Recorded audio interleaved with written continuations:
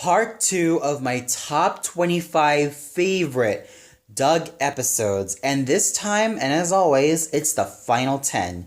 So let's get this started. At number 10, we have Doug's Fat Cat, in which Roger and his mom are away on holiday to see a monster truck rally.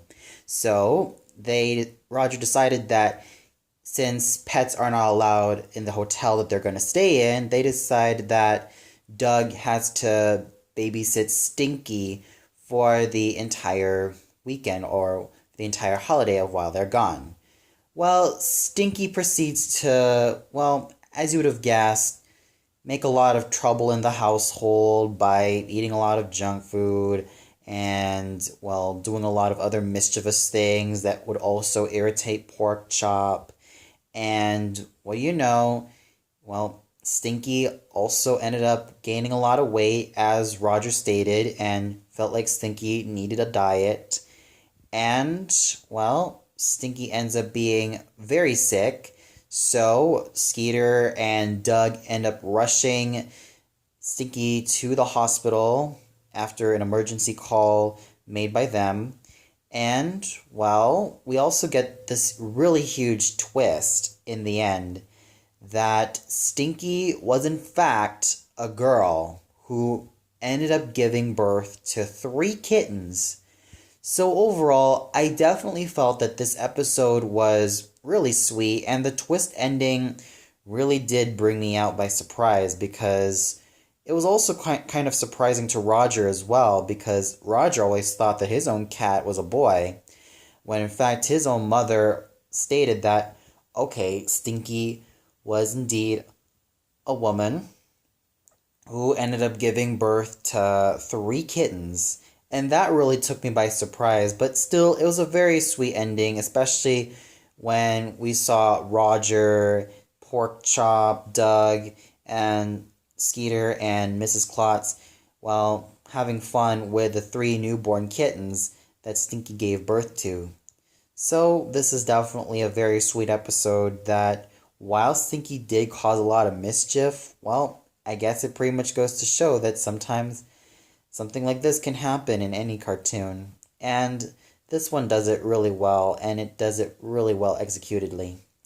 At number 9, we have Doug Throws a Party, in which, well, Doug decides that he should throw a sort of party for a lot of his friends at school. Unfortunately, it turns out to be a kind of kiddie party that his parents have planned, where his dad, Phil, ends up as the clown, and his mom decides to bring out all the party favors and all of the usual kiddie party things that kind of made Doug embarrassed. Even worse was that Connie comes in with a funny looking hat hiding her new haircut, in which she's also ashamed to show. And, well, we then get, well, a very fateful game of Truth or Dare, in which there are a lot of truths and dares being made, like, well, Patty has to kiss Pork Chop on the cheek. Well, someone has to end up telling the truth of what that person's done and all of that. And then what ultimately leads to Doug, in which Roger dares Doug to, well, take off Connie's hat to see what's under her new set of hair. And even Patty gave a dare to Roger, saying that he should say something at least nice to Doug. Well, in this episode, it is kind of surreal seeing Roger go back into his old ways and kind of stutter and, like, try to find the words to really say to Doug that are nice. And, well, Doug does not even want to take off Connie's hat because he knows it would make him a really crummy friend. Patty does stand up for him. Roger does it, and, well, he basically makes an ass of himself. And, well, Connie proceeds to wail it on him, like punch him in the stomach. And then Roger is sent outside, and the rest of the kids enjoy the party. So I really enjoyed this episode, mostly because of the Truth or Dare scene, and especially when it came to the scenes where, well, Phil had to pretty much act like a clown, and even when Skeeter ended up placing a different CD that was full of nursery rhymes for the party. I thought it was just a very funny episode all throughout. At number 8, we have Doug's Big News, in which the kids are very tired of watching Vice Principal Bones' daily announcements, and they feel like he's kind of boring as an announcer. So, Vice Principal Bone decides that the students and their teacher, Miss Wingo, should definitely make their own news show and see how it can compete against his. So they managed to make their own news show with Doug and Patty as the main anchor man and woman. And Skeeter is in charge of the weather. BB is in charge of like the latest fashion trends. And Roger is in charge of a rant section. But things kind of go awry as Roger wants to take all the credit for himself. And, well, the other kids, Doug, Patty, BB, Connie, and many others decide to get back at him because they were all in this together. But instead, Roger ends up taking the credit. So they decide to get back at him by showing Vice Principal Bone pink underwear that, well, ended up being switched with Roger's other present. And they decided that the best thing to do also was just to show Vice Principal Bone that they were all the ones that came up with the tribute video, and not just Roger. So this episode really does show the strength of teamwork, and, well, it really does resonate with me, and it's an episode that really shows great character dynamics, and it really shows a lot of the kids really having fun, and especially when it comes to making their own newspaper column and even their own news column. So it's really great to see a lot of character dynamics really done in this episode, and one that has definitely made me very happy inside because, well, when it comes to a lot of the team building episodes, this is one of those episodes that really resonates with me. And of course, there were other shows like Hey Arnold and Avatar: The Last Airbender that really perfected this.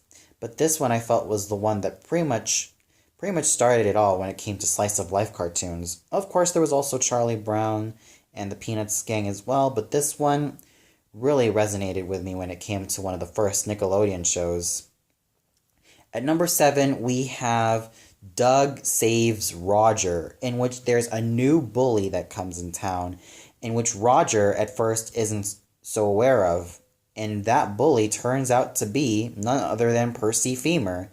Because, well, how Roger feels about new kids is that since they're the new kids, then he can feel free to make pranks at them and even use all of these bully tactics in order to really get the best of them or even the worst of them. So Percy comes in and we find out that he's bigger, meaner, and just as horrid as Roger. And Roger is completely terrified at Percy's presence every single time, and he even asks Doug for help as well. And Percy decides that he should always put in this little angel persona in order to tell his uncle that he's not causing any trouble, which is also kind of shocking because Vice Principal Bone is also his uncle. And until that one fateful day in which Percy ends up chasing Roger down the hall, and Doug decides that the best thing he should do is just save Roger's butt, meaning that he should just make Roger hide in a locker and confront Percy himself. Thus leads to Percy attempting to beat Doug up, but then Doug states that, oh look, there's your uncle. So Vice Principal Bone catches Percy in the act and therefore, well, decides that the best thing he should do is send his own nephew back to his old school to really straighten him up. And, well, Doug and Roger end up really becoming really great friends in this episode. Sure, there were, like, moments in which old habits started to sneak back in, but this was definitely an episode that really did show Roger's sweet side as well, and how there is another bully that can be a lot more intimidating and a lot more threatening than Roger, even though he is pretty much a wolf in sheep's clothing. So this is definitely an episode in which Roger does meet his match, and we probably would have loved to see a lot more of Percy Femur because, well, even though he was a pretty one-note character, I mean, he did kind of one-up Roger in terms of just how ruthless he can be.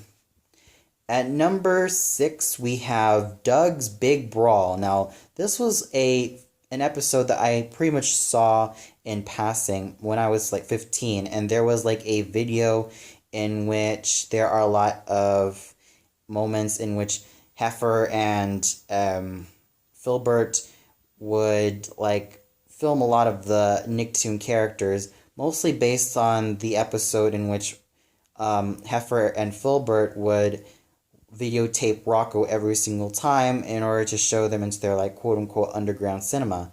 This video was edited to show a lot of the Nick characters pissed off at Heifer's and Filbert's antics, and there was one scene in which Doug looked really pissed and landed a huge punch, and then it pretty much left Filbert and Heifer flying, until I saw the real episode, which was this, Doug's Big Brawl. So it starts off with Larry trying to get his AV cap back from Roger and his Goonies, until it lands on Doug's pencil while he's trying to figure out what on earth should he write next.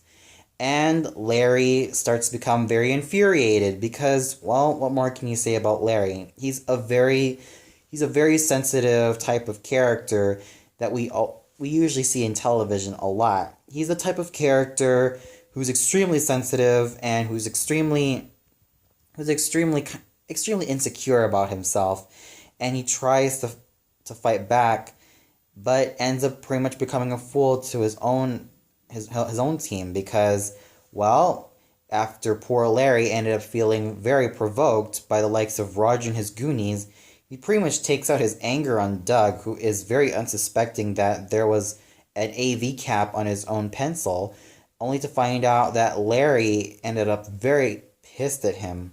So this leads to a fight scene in which the kids are cheering on for Doug and Larry. Larry lands the first punch, even though Doug tries to reason with him. Doug, not taking this anymore, decides that he should pretty much wail it out on him. So he bops Larry on the nose, and he's pretty much declared a tough guy by a lot of the students. That is, except the AV club members, in which the AV club members, well, they don't really have kind words to Doug. And Phil does offer pretty good advice of how to, not necessarily how to avert violence, but how to really rise above it, and how one has to really, like, rise above it really well. And it was a very quotable line in this episode, and one that I think should really resonate well with a lot of people. So the next day, well, things haven't gotten any better. There are posters saying that Doug is a wimp, Doug is a chicken, Doug is a coward, and all of these type of other indignities towards him. And this all leads to Doug trying to get Larry's attention and wanting to apologize for all of these crazy shenanigans that have happened. So he finally confronts Larry. And, well, they decide to stage a rematch with Skeeter being the host of this. And what Larry was trying to also tell Doug was that he wants to beat him up so that he could really prove himself to his AV club members that he's not a coward and he's not someone who can be like taken down that easily. So Doug and Larry decide to stage the whole combat, only to find out that Doug and Larry ended up being really great friends and have pretty much put this whole silly episode behind them. This is pretty much a precursor to the likes of Helga versus Big Patty, but unlike Helga versus Big Patty, Doug wasn't trying to be unintentionally mean to Larry. And he is not someone who ended up really spewing out vicious taunts to Larry in order to really get the worst of him. Instead, it was just all a provocation done by Roger and his Goonies, but poor Doug ended up being a victim of circumstance in this situation. So this was pretty much a really fun episode and a really great episode that shows that at times like this, it's never easy to resolve fights in a very civil manner. Sometimes you have to be very reasonable, and sometimes you probably might just need to stage a combat in order to really make sure that you make all ends meet. Sure, it's never an easy topic to talk about, but I think with this, I felt like this is an episode that handles it with a good amount of humor and respect to the situation, and I thought it was a pretty well done episode. At number 4, we have Doug's Fair Lady. Now, this was an episode that I definitely enjoyed because, well, you really get to see a lot of great character dynamics with Doug and Patty, and this is definitely the first one that really solidified it. And we get to see that, yes, Doug didn't just have a crush on Patty, but he's always wanting to talk to her and be friends with her and all that. And, well, there is a Tri-County Fair coming this weekend, and Doug is really excited about it because he gets to ask Patty Mayonnaise out for a date. At first, he's rather nervous, and he needs the help of cue cards provided by Porkchop and Skeeter. But he manages to be pretty successful with it, and it's not just Doug and Patty that are going, but also, well, Skeeter and BB, but also that of Roger and his pet cat Sinky. And, well, Doug decides to also bring along Porkchop as well. So they have done a lot of other things, like a lot of the usual carnival stuff. And, well, at first, Patty seems to keep cheering on for Roger, and this causes Doug to be kind of jealous as well. And then we get to the Ferris wheel scene. Doug pretty much has to reserve the seat for Patty, and then when Patty comes in, she decides that she'd like to take the seat as well with Doug. And little does Doug know that the Ferris wheel that they're all riding in is the fastest Ferris wheel in Bluffington. And it's not one of those typical Ferris wheels where it's all slow and easy riding. This one is damn fast. And, well, at least Doug and Patty definitely had a lot of fun with their time. And, well, it's a very enjoyable and very sweet episode that really does solidify how closer Doug and Patty really are as friends, even though Doug does have a huge crush on her. This was a very sweet episode that I really enjoyed so much because there are a lot of other great character dynamics as well, and mostly because the hugest highlight for me was seeing the character dynamics between Doug and Patty. And not to mention the Ferris wheel scene was definitely so much fun. At number 3, we have the show finale, or one of the show's final episodes. Doug graduates. Now, this was an episode that I really liked because, well, when it came to this, Doug and his friends want to see the ever mythical, the ever legendary Principal Butt Sandwich. And unfortunately, they can't set an appointment with him because he's got a lot of other important stuff, all thanks to, well, Vice Principal Bone telling them so. So it takes them a lot of courage and a lot of, well, guts to really try to see this principal. And with Doug, he never wants to give up because he knows that, well, having to meet this very legendary principal that really made the school stand on its own 2 feet and really brought discipline towards its children would be a huge honor for him as well. And, well, the ending of this episode is still very optimistic, and while it's not as hugely powerful or hugely poignant like the likes of Butterflies Are Free and The Wedding Frame from As Told by Ginger, or even that of Sozin's Comet from Avatar The Last Airbender, I have to say that as one of the final episodes, or even as like subtly powerful like Daria's final movie, which is called Is It College Yet? I'd have to say that this episode really did tie up some loose ends, and it really did show the characters really moving on from their time in the 6th grade to moving up to the more advanced stages of middle school, the 7th grade.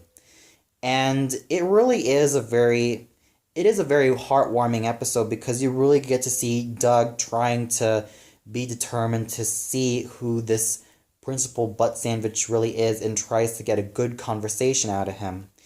And we don't really get to see the principal, which is my one issue with this episode.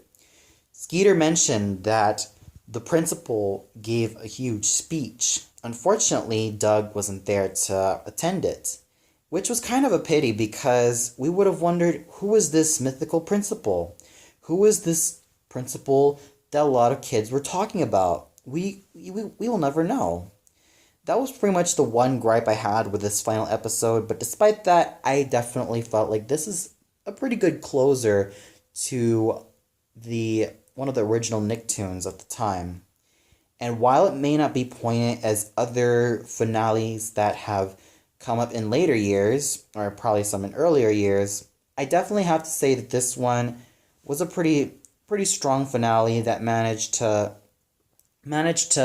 end the show on a high note and really, well, give students the chance to grow even further and really chase their dreams a lot more. So this was definitely a great closing episode to a very underrated yet great Nickelodeon show. Number 2, we have Doug's Halloween Adventure. Now, this episode was just so full of thrills, and it was just so full of a lot of great moments here as well. So it's Halloween, and like any other Halloween episode, we see that Doug wants to go trick-or-treating with Skeeter. And there's something scary involved, like there is the Blood Main Mansion, in which it's basically stated that whenever guests come in, there would be this huge fall to their deaths. And to this very day, it's become a lot more haunted until an amusement park has been built. So Skeeter and Doug are rather curious about it, and to some extent Roger, in which they try to visit this very mythical yet very frightening mansion, and they get themselves into a lot of different scenarios, especially since that this mansion was also haunted by this ancient nobleman by the name of, well, who is this Baron? And, well, he's someone who's haunted this mansion and told its guests to never come back at all. What leads to this episode is a lot of thrills and a lot of thrilling moments as well, especially when Roger, Doug, and Skeeter are on this ride, and let's just say that they have the time of their lives, and they even encounter the Baron several times throughout this episode, only to find out that Roger has been pranking them the whole time and has been making fools of them the entire time. So they decide that the best thing to do to get back at Roger is that Skeeter and Doug should, well, use a lot of special effects and to make themselves as ghosts, all thanks to their Baron ghost friend, which scares Roger. And, well, the Baron, Doug, and Skeeter end up going home, and then the Baron ends up vanishing himself into thin air. And we don't really get to wonder who really was this Baron. All we know was that he was the one who ended up haunting all the guests from this mansion, but we really never knew what was his true intent. But still, despite that, he ended up being very good friends to them, and he was yet another great minor character that only appeared on the show once, but he definitely left a huge impression on me. Overall, this was an episode that was very exciting and very thrilling, and one that was still very enjoyable, mostly because we really get to see the presence of the Baron and how he managed to scare a lot of his guests. And this was definitely an episode that I can also recommend to watch on Halloween. And at number 1, we have Doug's Christmas Story.